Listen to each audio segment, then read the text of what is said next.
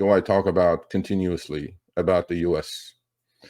I talk more than any other subject on this channel about the US national debt.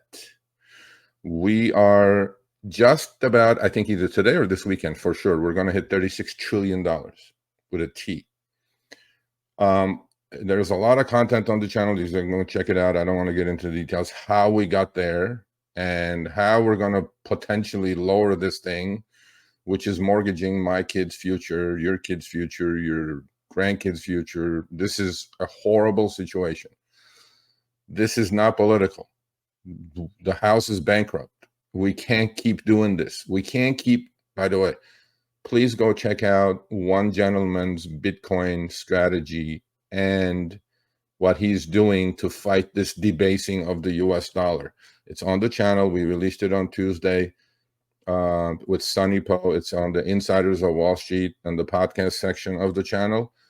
He's doing something that a lot of you can do, but then please watch the whole thing because, you know, it's not for everyone. But whatever he's done is working. He's basically copying what Michael Saylor is doing with Bitcoin without leverage, actually. So the debasing of the currency is something that is costing us quite a bit.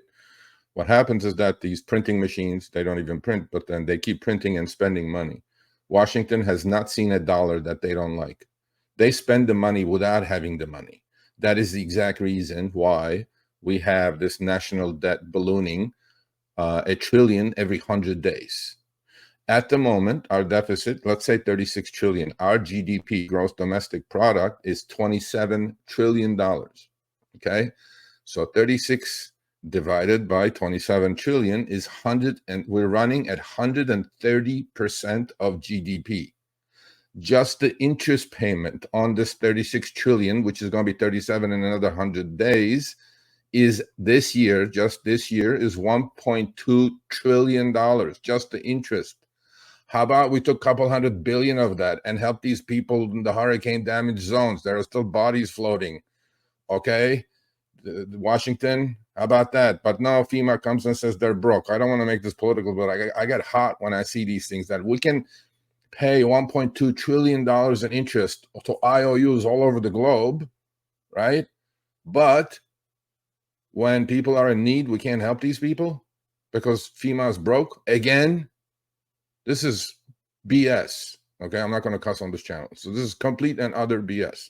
So, but I was thinking, you know, we may not be the only people because all we're doing is inflating and spending towards GDP growth. Well, that's not working either now. For every dollar we're borrowing, we're producing 56 cents worth of GDP as opposed to $4 in the 70s and 80s when we dropped the gold standard.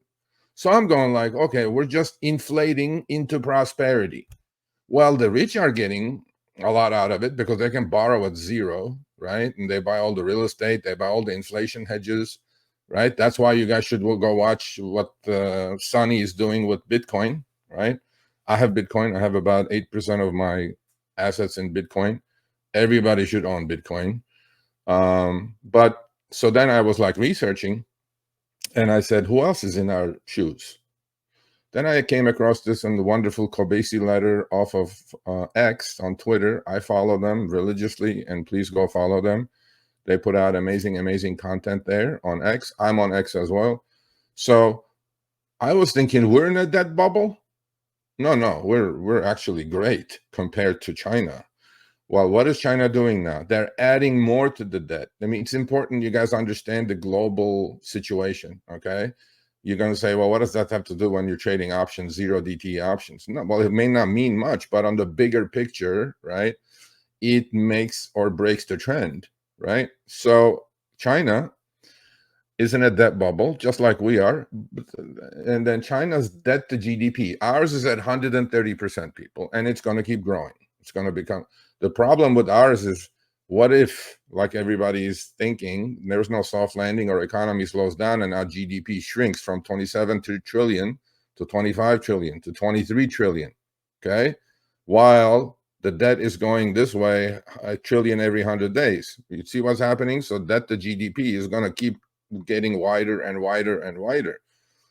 You guys need to start reading and talking about these issues at the dinner tables. This is important stuff. So China's debt to GDP hit a jaw-dropping 366% in Q1 2024. I was thinking we're bad. No, we're great compared to them. Now they're taking our model and trying to inflate. On top of everything else, their housing sector is so bad that pretty much every construction company in China is bankrupt. But as we know, the CCP, Chinese Communist Party, runs every business in China. So what is the PBOC doing? Central Bank of China, their Federal Reserve, they cut the rates by 50 basis points. They just cut the rates by another 25 basis points. They are flooding the market with money to get their asses out of this disaster. But what are they doing? They keep adding to the debt as well. Since 2008 financial crisis, the ratio has doubled. There's that two little dots with the 45-degree going this way. To put this differently, for 1 unit of GDP, which is ours is also 1 unit of GDP, the Chinese economy has produced 3.66 units of debt. So let me straighten this out. So remember what I said about debt to GDP ROI, right? So when the US borrows $1, it produces 56 cents worth of GDP. China borrows 3.66 yuans, okay, and their currency is yuan. It produces 1 unit of GDP. So ours is at dollar to 56 cents, which you guys understand what's happening here, right? If you're borrowing $1, your GDP should be at least equal to that, what you're getting out of it, okay? If you're less than $1, 1-to-1 ratio, don't borrow, right?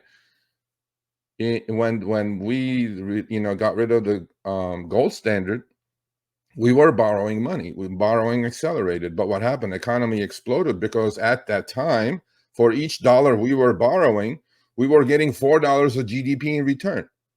Fast forward to 2024, for each dollar the US government is borrowing, they're getting 56 cents in GDP in return. Horrible. Stop. Don't do it. And China is worse. They're borrowing 3.66 units to get 1 GDP. You guys understand what's happening here? This is a no-win situation for anyone. So non-financial corporates have the highest ratio, which is the housing sector in China, 171%, to the debt ratio, debt to equity ratio, followed by the government sector, 86. So we are actually looking great. So that's why, the whole globe is teetering on this, cliff of disaster. So, this may come a little vulgar to some of you watching, but, we are the best looking, woman in the entertainment house there. So although we're horrible at 130% debt to GDP. So this is the news. This is the news out of China. So I thought we were bad, good luck to the Chinese. But then what's going to happen is that and the other thing is, if Chinese economy is massive. So in the old days, we used to say, if US catches a cold, the world catches pneumonia. Well, if China catches a cold, well, this looks a lot more than a cold. This looks more like a pneumonia. What's going to happen to the global economy? What's going to happen to the inner relationships of these banks? What's going to happen to the currency?